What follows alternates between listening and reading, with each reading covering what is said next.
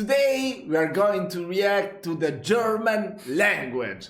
Ich kann spreche ein bisschen Deutsch, but as you can tell by my accent, it's really bad. I mean, I did learn for quite some time German, but forgot it all. I never became fluent. So we're gonna learn more cool stuff about the German language. I really like the grammar of German, that the second verb goes at the end of the sentence. That's something that, oh my god, I don't know why, but I always liked it. So yeah, we're gonna check out this video and learn something more about this beautiful language. Hi there. Sprechen Sie Deutsch? Deutsch? No, sorry, I don't speak Dutch. Okay, yeah, it made sense, come on, you had to start like that. Hello language enthusiasts, welcome to the Langfocus channel, and my name is Paul. Today I'm going to talk about the German language. German is a very important language that deserves all of our attention. It is spoken by 95 million native speakers, mainly in Central Europe, but it's also spoken by an additional 10 to 15 million second language speakers, especially in Eastern Europe. It is the majority language and an official language in Germany, of course, but also Austria, Switzerland, Liechtenstein, and the South Tyrol region of northern Italy. It's also an official language in Luxembourg and Belgium, but it's not a majority language there. German is the most widely spoken language Do they speak in Luxembourg? In the European Union. It is also one of the most widely taught languages in the world, with between 75 and 100 million people having studied it as a foreign language. In both the United States and in Europe, it is the third most widely taught foreign language. Did you know that 1/10 of the world's books are published in German? German is also the second most widely used scientific language. I know some doctors, and all of them have some reading knowledge of German because so much scientific research is documented in German. So are you starting to get an idea of why German... Okay, after this one we're gonna check out the inventions and science from Germany. Is important. German is a member of the West Germanic language family, which also includes Dutch, Afrikaans, Frisian, English, and Yiddish. The West Germanic languages are part of the wider Germanic language family. So let's take a look at the origins of the Germanic language family. Wait, actually, no, I did this in my last video, so I'm just gonna play that part again while I go get a coffee, and I'll be right back. All Germanic languages developed from Proto-Germanic, which was spoken around 500 BCE. Proto-Germanic possibly originated in Scandinavia, and different varieties of Germanic began to emerge with migration. Runic inscriptions from the 2nd century CE show us that by that time Proto-Germanic had began to separate into distinct Western, Eastern, and Northern dialects. Oh, sorry, are you guys waiting for me? Well, let's move on. The West Germanic dialects were probably closely related enough to be mutually Wait. I think I need to do like this because intelligible until about the 8th century CE. But at that time, something was happening that would split the Germanic language family and give birth to the German language as we know it today. That was the High Germanic sound shift, or the High Germanic consonantal shift. Some West Germanic varieties underwent a number of sound changes. 9 consonants changed, to be precise, and this created 2 distinct groups of Germanic dialects: High German, or Hochdeutsch, and Low German, or Plattdeutsch. And just out of interest, let me pronounce these words a different way. High Deutsch and Flatdeutsch. Maybe there's a connection with English. High German dialects arose in the southern areas of Germany, which are at a higher elevation. That's why they're called High German.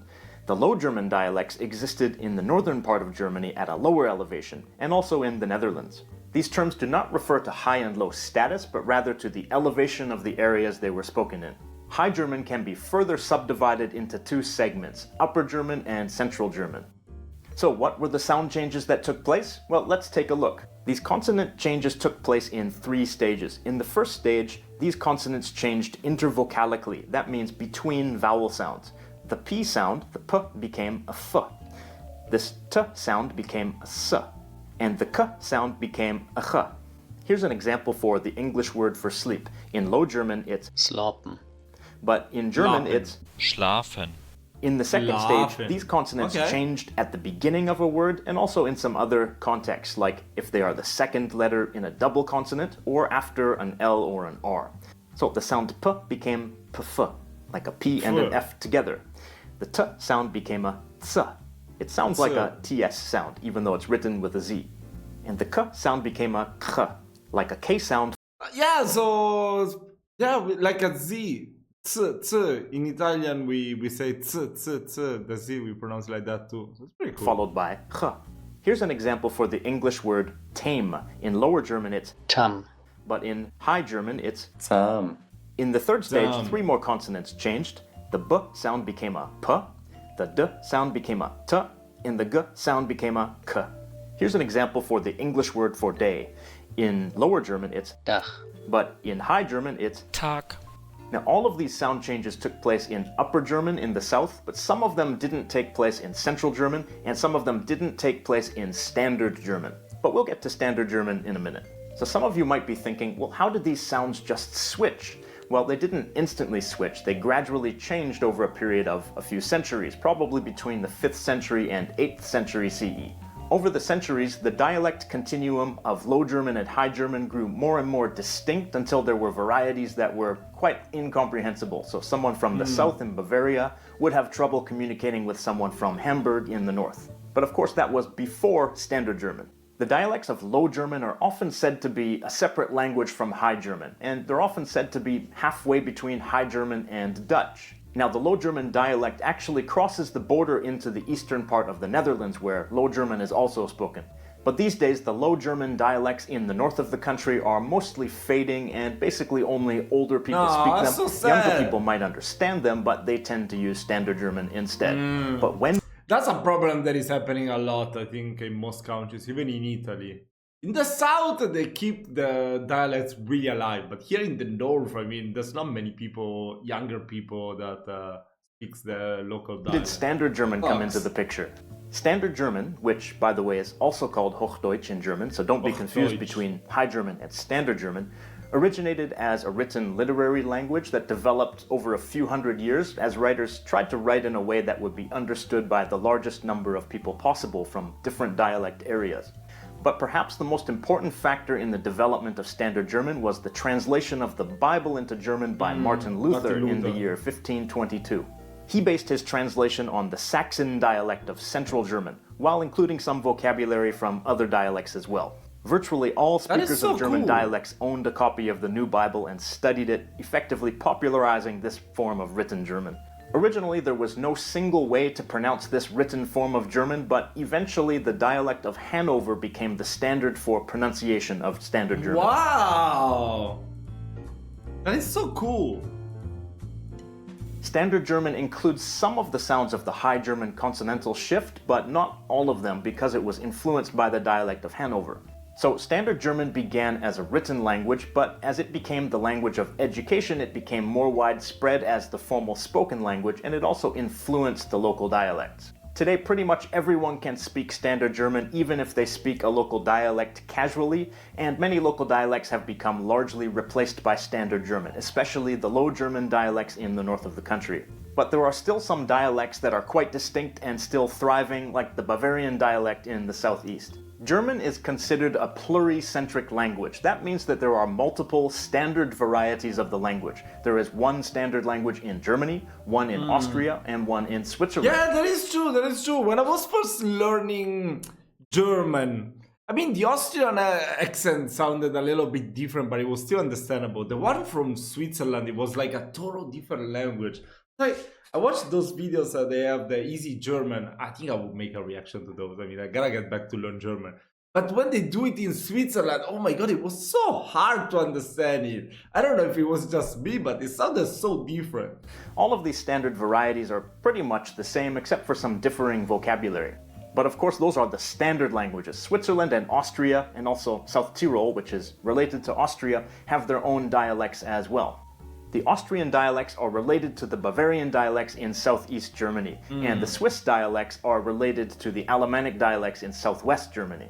Maybe you saw my video about the languages of Switzerland. It's this one right here. And in that video, I talked about how the Swiss German dialects are kind of incomprehensible to speakers of Standard German, unless they also speak an Alemannic dialect from the border area.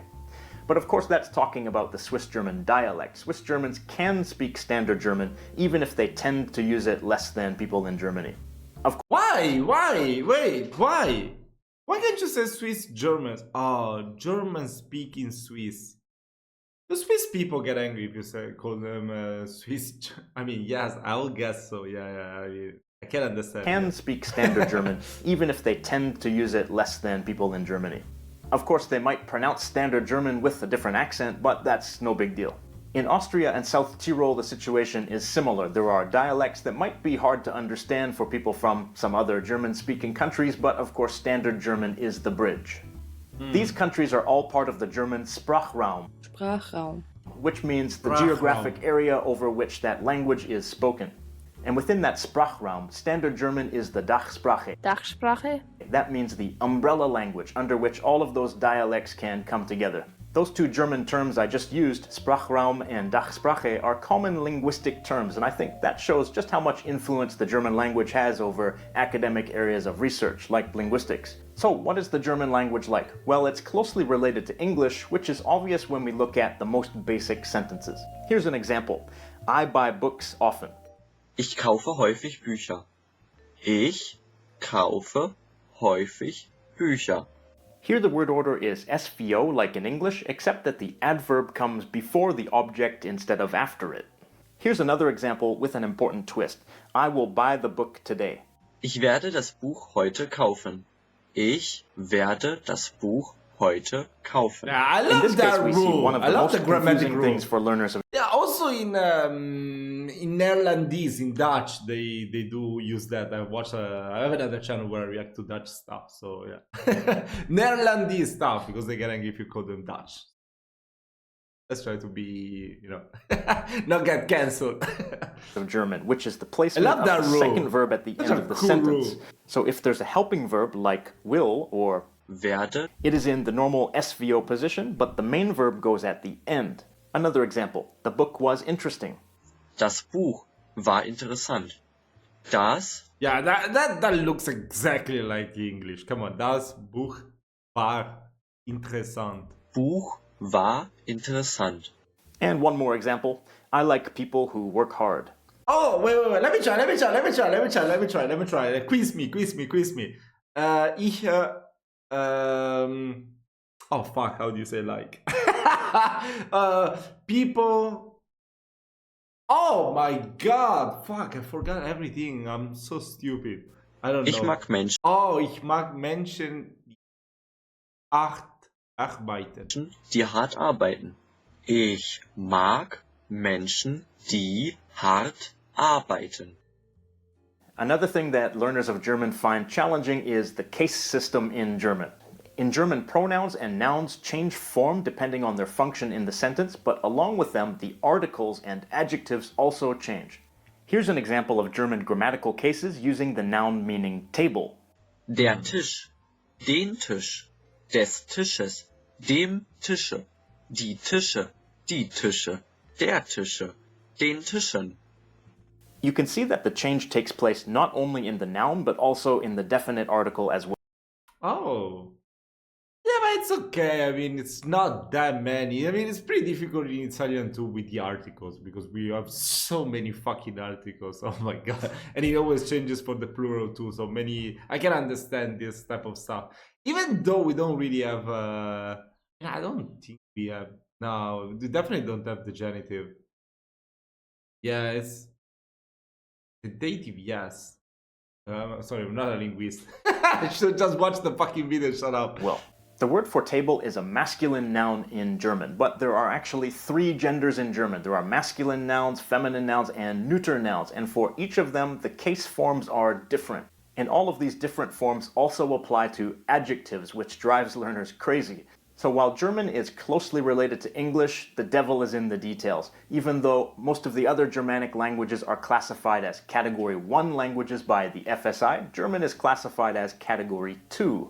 It's closely related to English, and they have a lot in common in terms of the general syntax and vocabulary, but when it comes to the fine details of grammar, there are some challenges for learners. But as always, if you are interested in German-speaking cultures and countries, or if you would like to benefit from the widespread use of German, then don't hesitate to start learning. All challenges become adventures when you become fascinated. The question of the day, beautiful. German speakers, do you think there's anything unique or special or interesting about your local variety of German? And how do other varieties of German sound to you? Let us know in the comments down below, and everyone else jump in and let's discuss. Thank you for watching and have a nice day.